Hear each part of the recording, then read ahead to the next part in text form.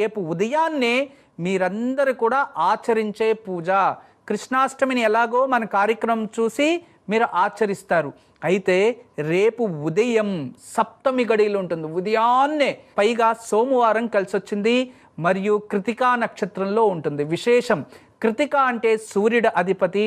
రేపు ఉదయాన్నే గోధుమ పిండితో 2 ప్రమిదలు చేసి నెయ్యి పోసి మహావిష్ణు ముందు వెలిగించి తులసి అర్చన చేస్తే పితృదోషాలు తగ్గిపోతాయి. మరియు శ్రావణ సోమవారం కూడా రేపు ఉంది కాబట్టి శివారాధకులు విశేషంగా శివుడికి ఆవ నూనెతో అభిషేకం చేయండి. అభిషేకం చేసి తదుపరి ఆ నూనెని దీపంగా వెలిగించి అదే వెలుగులోనే శివుడికి ఇంట్లోనే బిల్వార్చన చేయండి. ఇలా చేస్తే దారిద్రం దహిస్తుంది. రేపు ఉదయాన్నే ఎవరైతే దారిద్ర దహన శివస్తోత్రం చదువుకుంటారో ఇంట్లో ఎటువంటి కష్టాలున్నా ఖచ్చితంగా దూరం అవుతాయి. అద్భుతమైన పూజా విధానం శివ విష్ణువులకి ఆచరించవచ్చు. తదుపరి కృష్ణాష్టమిని మనం అందరూ కలిసి ఆచరిద్దాం. ఈరోజు మొదటి యోగక్షేమం.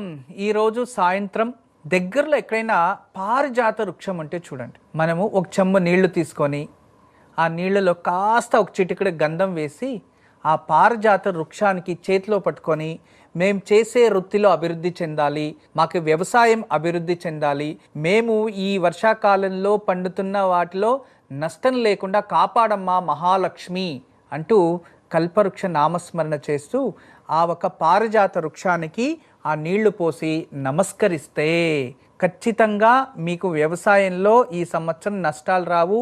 ఇప్పుడు ప్రస్తుతం ఏదైతే మీరు ఆ వ్యవసాయం చేయాలి అనుకుంటున్నారో దాంట్లో మంచి లాభాలు ప్రాప్తిస్తాయి. భక్తితో శ్రద్ధతో ఈరోజు సాయంత్రం పారిజాత చెట్టుకి సంకల్పం చేసి నీరు పోయండి. త్వరలోనే మీకు మీరు చేసే వృత్తిలో అభివృద్ధి, వ్యవసాయంలో అభివృద్ధి కనబడుతుంది. అద్భుతమైన యోగక్షేమం తప్పకుండా ఆచరించండి. ఇక ఈరోజు దివ్యమైన యోగక్షేమం. సాయంత్రం సప్తమి ఉంది. సప్తమి అంటే సరస్వతికి ఇష్టమైన సప్తమి కదా. అంతేకాదు భరణి నక్షత్రం కూడా శుక్రుడు అధిపతి.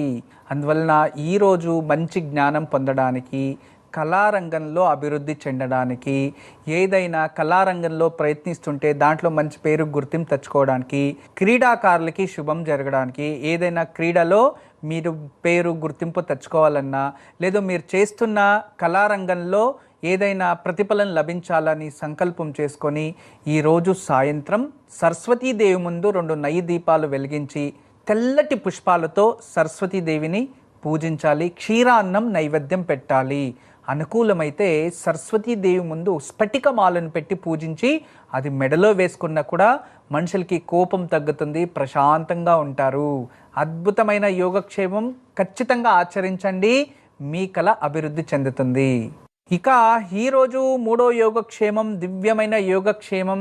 ఇది విశేషంగా వ్యాపారస్తులకి వ్యాపారంలో అభివృద్ధి చెందడానికి.